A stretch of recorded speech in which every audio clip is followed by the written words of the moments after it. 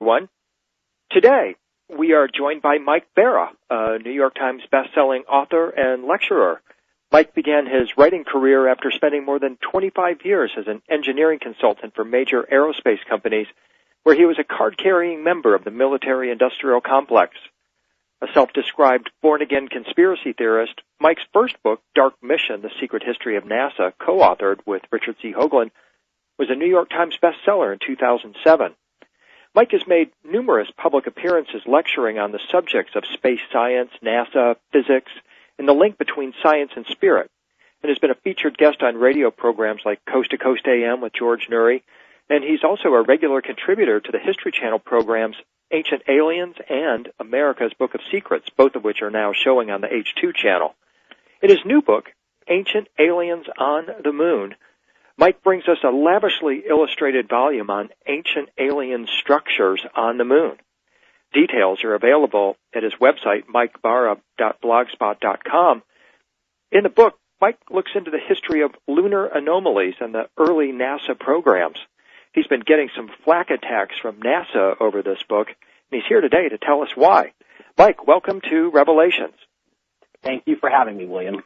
My pleasure. It's good to talk with you again, Mike. The last time you were here, we talked about your book, The Choice, your grand unified theory of science and metaphysics. So glad to see you're kind of back into the NASA saddle again. Well, yeah, kind of going back to my roots a little bit. And, this is really hot right now. Everybody wants to talk about ancient aliens on Earth. And what I noticed was nobody was really talking about the evidence for artifacts out there in the solar system. And, of course, Richard Hoagland and myself and other people have been pointing these things out for years. And I thought, well, it's probably time to get this younger audience. And I think Ancient Aliens, as you probably know too from your appearances, has a much younger audience than most of these other venerable radio programs. And I just thought, there's a lot of people out there that have not heard of this stuff, and they really need to, or they should have the opportunity to be brought up to speed on what's been going on and what's been found in the solar system over the last 40, 50, 60 years. Yeah, and Mike, there's nothing more kind of revolutionary in your consciousness than that day you look up at the moon and say, wait a minute, that thing's a spaceship. Wait a minute, that thing's inhabited. Who put that there, and what's its purpose?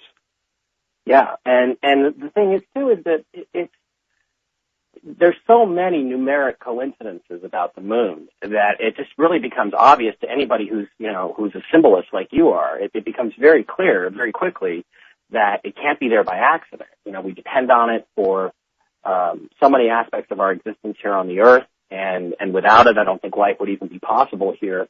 And there's really interesting stuff all over the place there. If you look, it is not just craters and Maria and very soft, smooth, rolling hills. It is really a fascinating place. And, unfortunately, I don't think we have the answers to those questions, but we do know that it's definitely a unique and critical part of our existence here on Earth. Well, let's go back and let's talk about some of these anomalies or mysterious ruins on the moon. Set the stage for us, Mike. We send the Apollo lunar lander, the lunar orbiter to the moon, and all of a sudden we start getting images back. What did you see in these images that NASA didn't? Well, I don't think that NASA. Or let me ask you it this way, Mike. What did you see that NASA saw but didn't tell us about? Yeah, there's a lot of artificial stuff all over the moon, and it's really interesting because the history of lunar anomalies goes way back into the early parts of parts of human civilization, very early times of human civilization. People have been seeing what are called transient lunar phenomena, which are these bright flashes and coloration changes, apparently on the lunar surface since ancient times. And as we moved up towards the 60s and the exploration era of the moon, there were more and more of these reports. They seem to be consistently in certain places. And one of the things that really struck me when I initially saw some of the images that came out back in the 70s was that there was stuff on there that looked, in a bizarre way, it looked like human architecture. And as I became a professional and I started working in aerospace structural engineering, it doesn't make me an architect, but I certainly know structure when I see it. And I could see that there were things on the lunar surface that clearly had structure and clearly were not, part of a geologic process. And so then that got me very curious. And then, a completely new theory came along in the mid-90s when Richard Hoagland made his first presentation at Ohio State University back in '94 and started talking about these towering glass ruins that he believed were basically, stretching for miles above the lunar surface. And the more I started looking at those images, dug into that stuff, I began to realize that I think this guy is right. And this was before we'd even ever met. And it pretty much had my mind blown. And you begin to realize that there's just stuff everywhere if you just open your eyes. And you can see it up above the surface of the moon. You can see it over craters that appear to be actually covered by domes. And you can see it. You can actually see it when you actually look at the ground truth. There's buildings and pyramids and all kinds of roads and bridges and things in a lot of different places.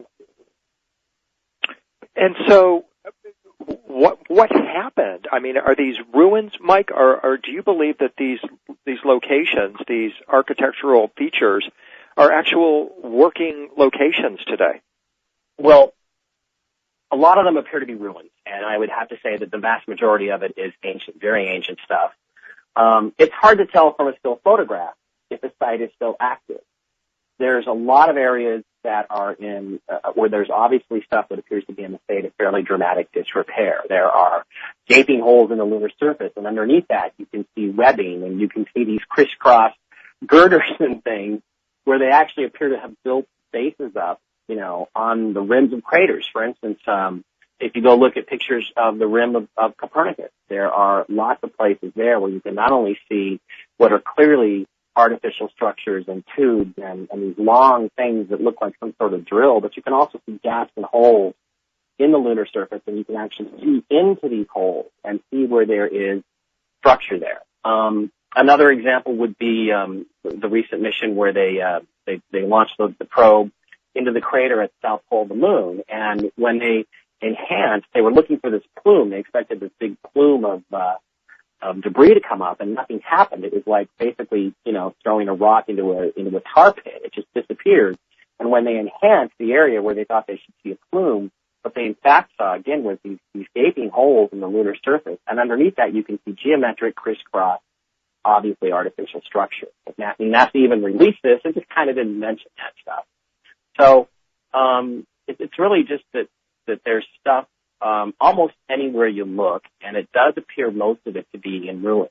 The issues of whether there's a secret space program and we have secret bases, or the aliens, such as they are, have secret bases, who knows about the reality of that? I don't have any personal experience with that. Mike, you're involved in a controversy about a mile-wide ziggurat on the moon. I want to talk with you about that in the second half of the program. Mm-hmm. But because it's a very important story and extraordinary what you're having to put up with some of these so-called expert skeptics or whoever they are. Mm-hmm. Let's go back and just talk about something that's always fascinated me. I've interviewed Jay Weidner about this as well, about Stanley Kubrick being used as to fake fake the moon landing, but rather to provide a Hollywood version of the moon landing just in case something went wrong with the actual landing, or to persuade the Soviets that we had actually successfully landed on the moon. Talk with us about Kubrick and his involvement in this story. Well, it's a reasonably plausible theory, but I don't think Jay has any evidence for it, to be quite honest with you. Kubrick was certainly a master filmmaker. The entire film 2001: A Space Odyssey was based on this report called the Brookings Report, which was a big part of Dark Mission, the first book I wrote with Richard Hoagland, which was more about, politics and things going on with science and with NASA. And in that report, which NASA commissioned at the very dawn of the space age, it basically said, look, if you go to the moon, you go to Mars, you go to Venus, the chances are you're not going to meet aliens face to face, but you might find artifacts, you might find ruins, you might find evidence that they've been here before.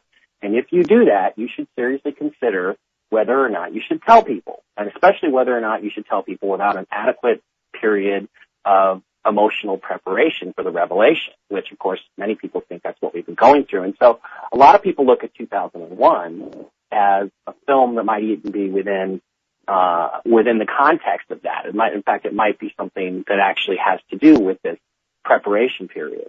Kubrick said he overtly stated that 2001 was about the Brookings Report, that it basically took all of the conclusions and recommendations of the report and turned it into a fictionalized story, which is the story that he wanted to tell. So he clearly felt, I think, that something was up with the space program, that we weren't being shown or told everything that NASA might be finding. He was clearly suspicious, but whether he was part of that cover-up, to me, it's a leap that I am not able to make at this point. I mean, I've looked at literally thousands and thousands of pictures of the moon, of the lunar surface, taken by the astronauts with the handheld Hasselblad cameras.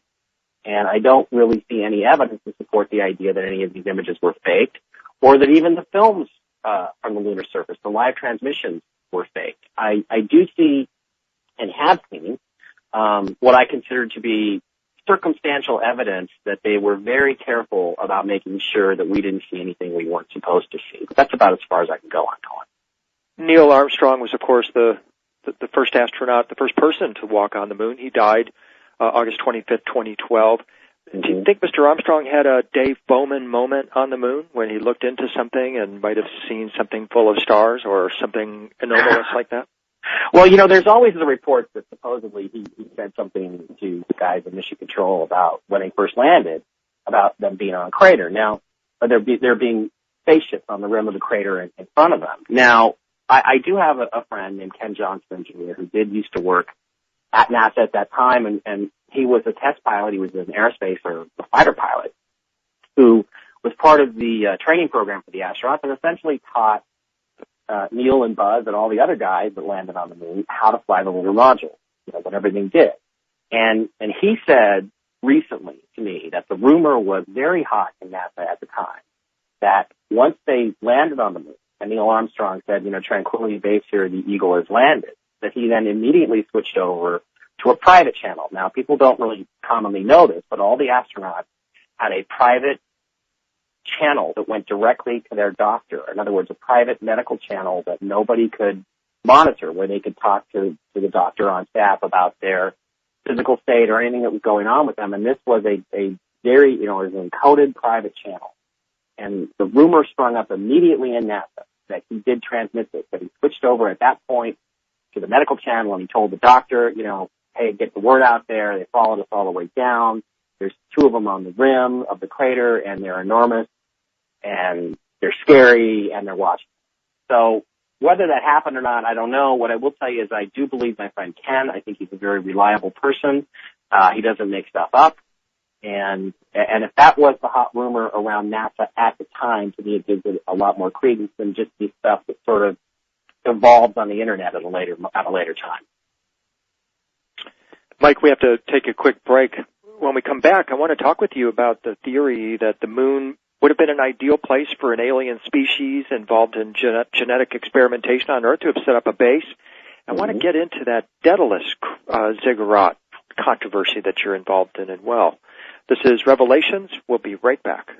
Here's a great chance to learn something really incredible and meet some other seekers like yourself. Go to Nashville in September and spend the weekend with William Henry learning about the kit. In this superbly illustrated presentation, I reveal the sacred mysteries and the ultimate secret of the Ascension kit, as found in all the world's traditions in sacred art. As the pieces of the kit are discovered and assembled, this presentation will take you to an exciting and completely new understanding of our potential. You'll see precisely why the existence and evidence of the kit has been kept secret. This is verifiable and authentic mystery school teaching that will put the ultimate power within your reach, if not in your hands. He's done something amazing here. This is not to be missed. Find out more on williamhenry.net or click through from the ad for the kit on unknowncountry.com. An Unknown Country subscription opens a door into a world of mystery and information. Over 200 special interviews where our guests open the doors of their minds to our subscribers. A Dreamland archive going back to 2004. Plus Whitley's Room, where you will find his talks on The Key and The Path, his original communion hypnosis sessions, audio versions of many of his books, the inspiring talks on the Bible as you have never heard it discussed before, and above all, his beautiful, inspiring meditations. More special material for subscribers every week. $12.95 gets you 3 months of wonder, plus you can subscribe online or by mail. Get your mail-in form on our subscriber sign-up page. This is Revelations. We're continuing with Mike Barra. Mike is the author of the new book, Ancient Aliens on the Moon. If you're as fascinated about the moon as an artificial structure as I am, get this book. Mike does an excellent job bringing the arguments together and illustrating it very well. Mike, is, in your view, the moon, or was it some sort of a base for a species to experiment genetically with the human race? Yeah, I think so. The truth is, that what we have is we have evidence for bases on the moon. We have evidence for very ancient structures all over the lunar surface, on the front side, on the back side, on the terminators. There's a lot of really interesting new images. People are now able to use like 16-inch telescopes from their backyards and are now taking amazing videos, which they're putting on YouTube, of stuff that clearly looks to be artificial on the lunar surface. And so we have this evidence that there was and is something there. And then you have the very curious, development of the human species. I mean, there's the fact that our mitochondrial DNA only goes back about 200,000 years. That fits really right in with the Zecharia Sitchin's time frame for when he says that the gods from space, the Anunnaki, cobbled Cro-Magnon men, cobbled modern man together from the DNA of themselves and probably Neanderthals. So you have all these coincidences, and then you have the fact that, human evolution on Earth seems to be really in complete contradiction with the theory of evolution. And I think one of the best guys that talks about this is Lloyd Pye, who advocates the intervention theory, which is that somewhere along the line, somebody from somewhere else consistently has intervened in the development of life on Earth. And the fossil record seems to really support that. I mean, it seems as though species just spring into existence, fully formed, with no transitions from any other species, and then they just last for about 1 million years, pretty much in stasis, and then they're wiped out in some sort of cataclysm or catastrophe. And so you have all these coincidences, and it's interesting you brought that up, because we recently had a kind of a big controversy where this guy who's a comedian, Bill Nye the Science Guy, basically said that, hey, nothing except Darwinian evolution should be taught in schools. And I may have disagreements with the creationists about the biblical interpretation of human origin, but I also have equally big disagreements with the Darwinists about the development of human life. And so, you really do have this interesting coincidence or connection between the fact that you've got these bases on the moon, and you have this very odd, very non-linear development of life on Earth, and it's across all species. And you got to say to yourself, why would they have bases on the moon?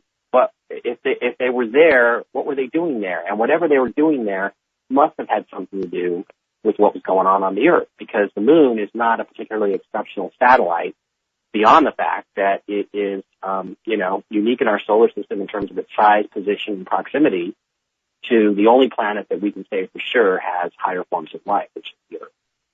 In ancient Egypt, Mike, you learn of the god Ptah. He was the creator god. He was a geneticist. In fact, the double helix is in his DNA. He's the master of technology, and he had a famous son whose name was Imhotep.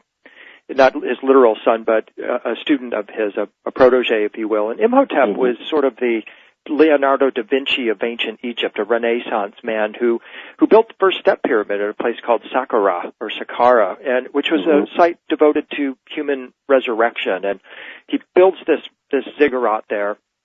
And then underneath the ground, he builds 4 miles of tunnel systems that unite the ancient Egyptian science and mysteries of resurrection with pyramid building. He's also considered to be associated with Thoth, who's the god of wisdom, writing, learning, and it also happens to be the moon god. You kind of see where I'm going with this, don't you, Mike? That I'm just wondering here that if Saqqara is one of the first ziggurats on Earth, And it's built by a figure who's associated with not only the god of genetics and the moon god, Thoth. Then we turn to the moon in your work, and we learn about this incredible mile-wide ziggurat on the moon. Tell us about this.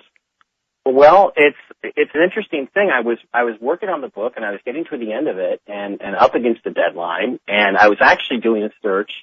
I think I Googled moon pyramid or something like that, and I was looking for something else. It was actually other images that I had seen, and I was looking for better versions of them. And I came across this thing, and the interesting thing about this ziggurat, there's several interesting things about it, but one of them was that I had seen this before.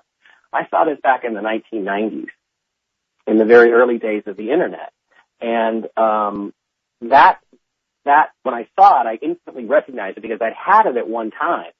Saved away in a file somewhere. And then, 4 or 5 computers later, I didn't know where it was anymore. And so I came across this image, and it was actually posted on a forum that was discussing John Lear's moon, images and moon data. And I said, okay, great, I found it again. And I gave it to, I did some work with it myself. I gave it to Richard Hoagland, and said, Hoagie, what do you think of this? And, we talked about the history of it and that we'd both seen it before, and he did some enhancement work with it and put it up on his website and talked about it on a very well-known radio program. And immediately there was this firestorm. I mean, immediately there were these bad astronomer, NASA blogger type just attacking us and accusing us. Who let the dogs out, right? Yeah, exactly. In so many words, they accuse us of fabricating, which, first of all, William, that's ridiculous. There are so many bizarre extraterrestrial structures on the moon and on Mars and in various places around the solar system that I don't even have time to go through and investigate all of them. In a book like this on ancient aliens on the moon, it's more a question of, what do I have to leave out rather than what do I put in? It's not like I'm desperate to find things because there's stuff everywhere. So this fascinated me that this attack was really intense and who it was coming from. It was coming by people that, work in astrophysics and are on the NASA payroll and certainly have a vested interest in defending the status quo. And I started to have a little bit of a back and forth with a few of these guys, and they continued to make, charges that I just felt were baseless. And they basically said that this ziggurat image was fake, and we went to the NASA version, the currently uploaded version of this image. And here's the really interesting thing about it was that this picture of the ziggurat that I found actually came with a frame number. That is pretty rare. Usually when you find something on the web, it doesn't have the frame number. But of course we went to the frame number and I looked and it wasn't the same. Clearly the ziggurat image that I had found, and I call it a ziggurat just because that's exactly what it looks like. It looks like almost like a ziggurat or something. It's simpler, but it looks very similar. Absolutely.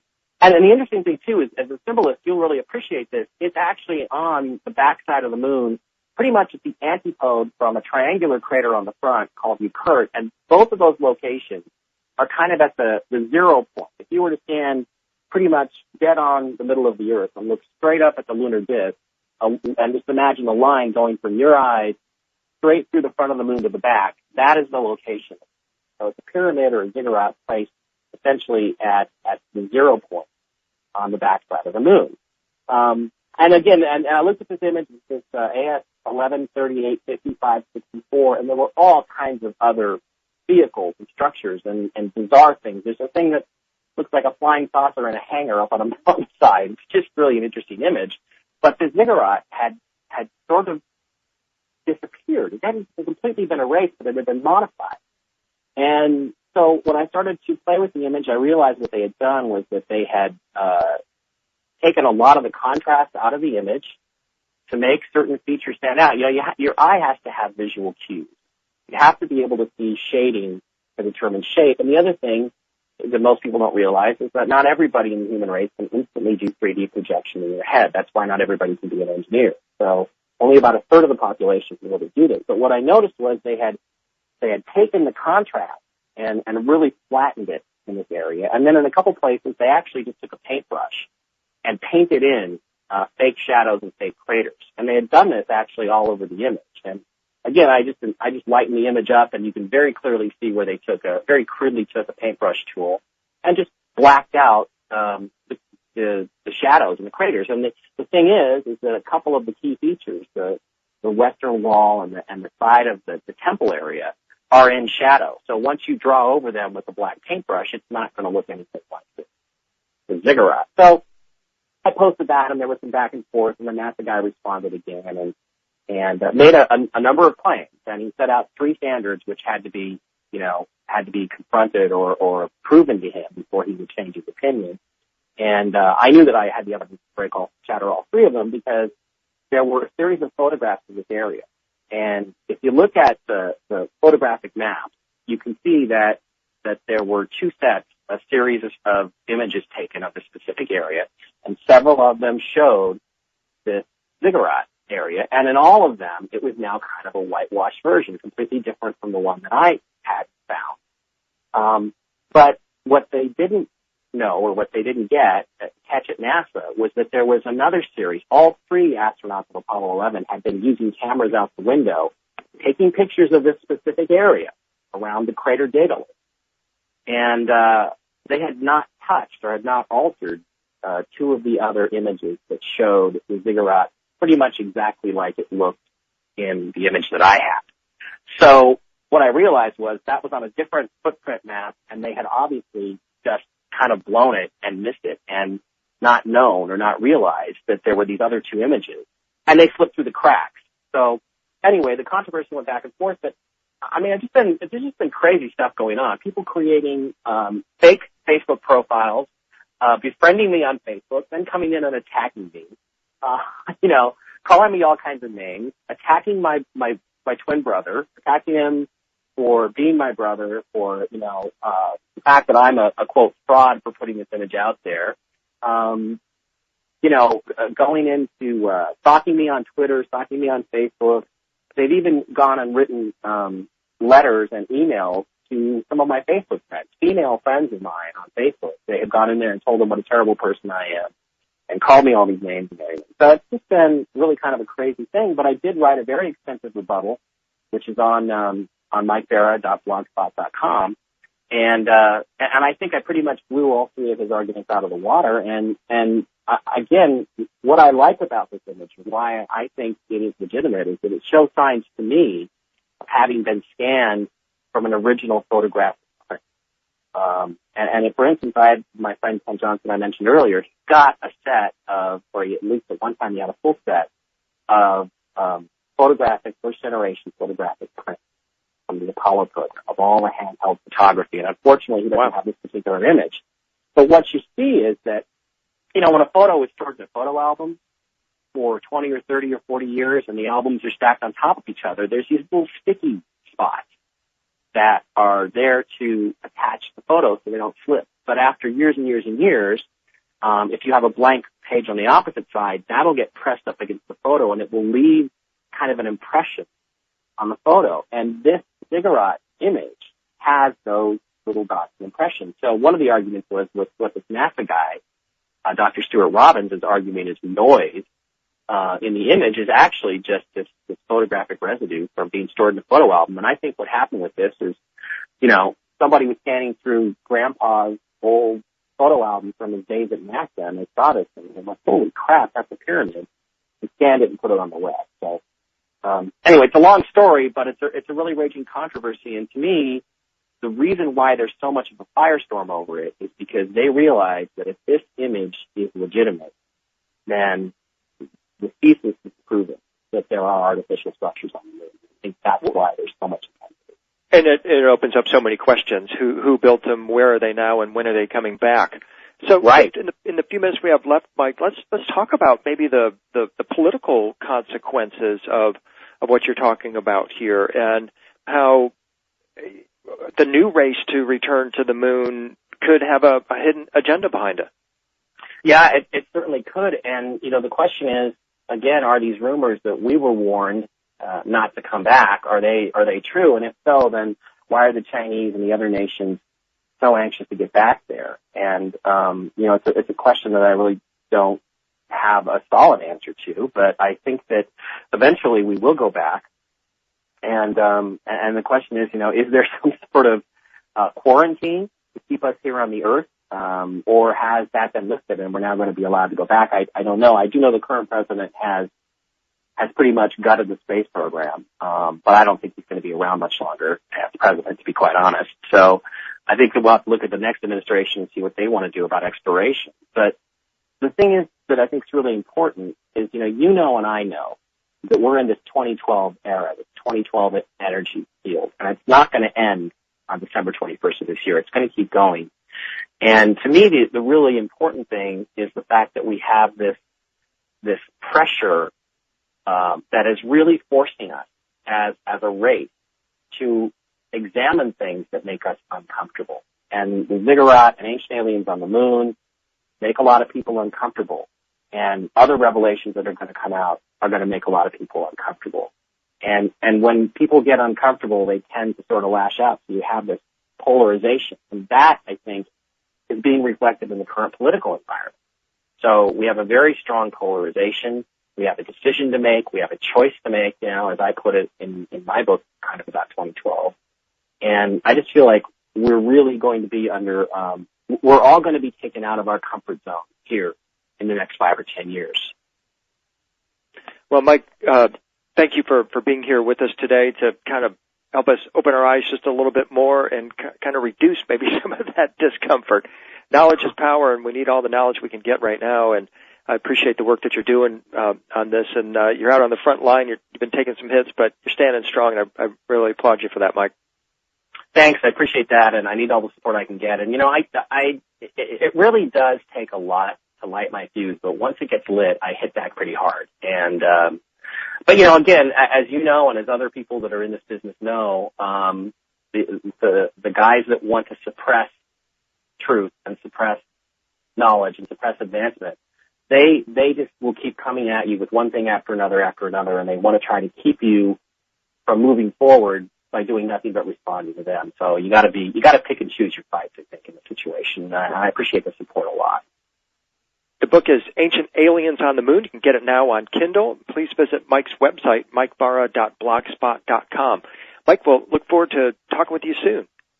Thanks very much, William. Thanks for being here, Mike. This has been Revelations.